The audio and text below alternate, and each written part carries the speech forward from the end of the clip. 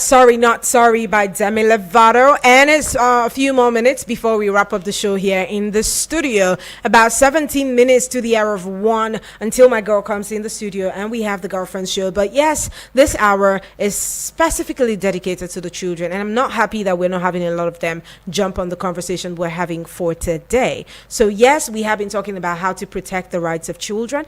We've been talking about the things that the parents can do and what the children can do as well. It's a contributory effort, right? So while the government does what they need to do, the children will do what they need to do. The parents also will do what they need to do. And I was speaking with someone yesterday. I was just talking about how it has gone pretty bad, in this part of the world where previously raising a child was a community effort kind of thing. So if your parents miss your bad behavior, there's a neighbor that will not miss that bad behavior and they will discipline you for it. If the neighbors will miss, there's an auntie or an uncle that would not miss that bad behavior.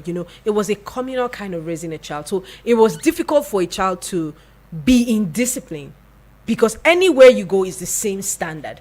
But these days, I don't know if it's because we have become so woke or it's because the problem of the world is just a little too much. So people just want to face their business, just mind their business, mind their own kids. But don't you think that is causing a lot of harm to raising children these days? I mean, while I agree that it is causing harm to raising children, but then let's not forget that we are having so many cases of sexual abuse against children now. So imagine we are seeing cases of uncles, aunties.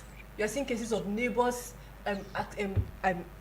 assaulting children, and so if I were a parent, I don't think I would want to put my children in the hands of somebody. I mean, my first priority is protecting my kids, so that is going to come first for me, and then you don't even know who to trust again these days. You don't know who to trust. I mean, so we need to go back to the drawing board and find out how did we get it all wrong, like at what point did everything go south, and then maybe that's where we can address that, because truly it does take a village to raise a child. It takes a village, right? And yes, talking about how to protect them, you don't know who to trust.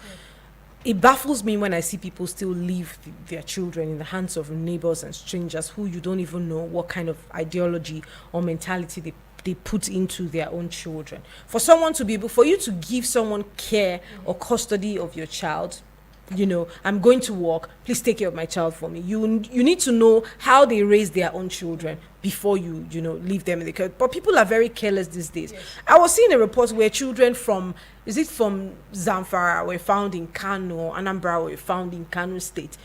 How did the parents leave the children that way? They're just wondering. I know it's okay for them to play, to mix up with children, but you did not see your child in 1 hour, 2 hours, and then at the end of the day, so it's very disheartening, like I said, and I agree with you. You don't know who to trust anymore because the people who you leave them to be safe with before are now the people taking advantage of them, both physically, sexually, and mentally, and it is quite a disheartening situation, like I said. But yes, let's hear Favor give a shout out to all her colleagues, the chopping with us spending people. Let's hear you.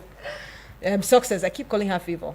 Happy Children's Day to my fellow children. It is important to celebrate Children's Day because we are the futures of tomorrow. Give us food, security, and love. Thanks. All right, you already had Favor. In fact, let's ring the bell to her. You already had Success. My dear, you have to be favored because this Favor in my mouth since I don't know. But yes, give it up for Success. You have had her.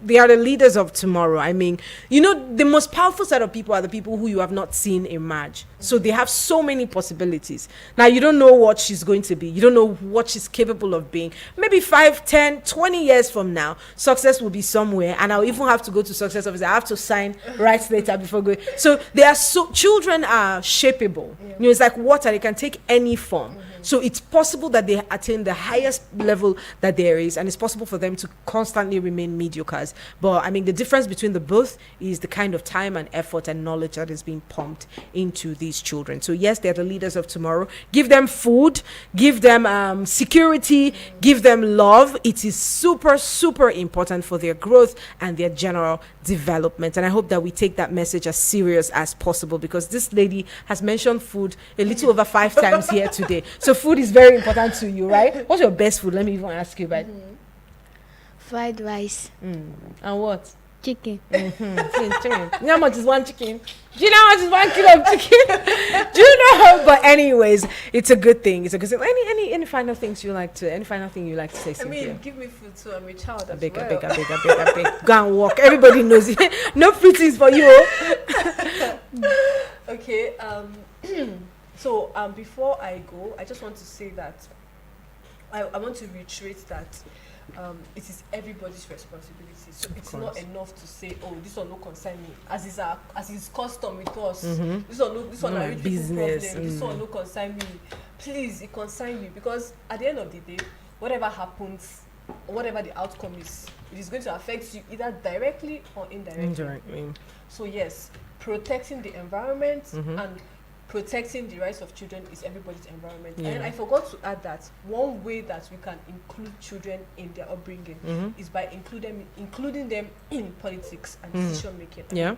It's not enough that adults will sit one place and make all the decisions that are affecting children. We need to hear from children what they want and let them tell us. I mean, who better to tell us about their affairs than children themselves? So yes, let us include children in policy making, in politics and decision, because the truth is, children are not too young to participate in politics. So let us include them, because by including everybody, that is truly how we can achieve development. All right, thank you so much. So let me hear you, Success. What do you want to be when you grow up? I want to be a doctor. You want to be a doctor? Yes. Is it because they said doctors have money, or doctor is a very honorable profession, or because you actually want to be a doctor? Because I want to be a doctor. Okay, why? Why? I don't know. You don't know? Okay. Are you kidding me? That's your assignment. That's exactly why you want to be a doctor. Do you want to do it to save lives? Do you want to do it? Why exactly you want to be a doctor? So that's your assignment. That's your assignment. I have your mom's number. I'll call her to ask her, and I'll call her to find out from you tomorrow why you want to be a doctor.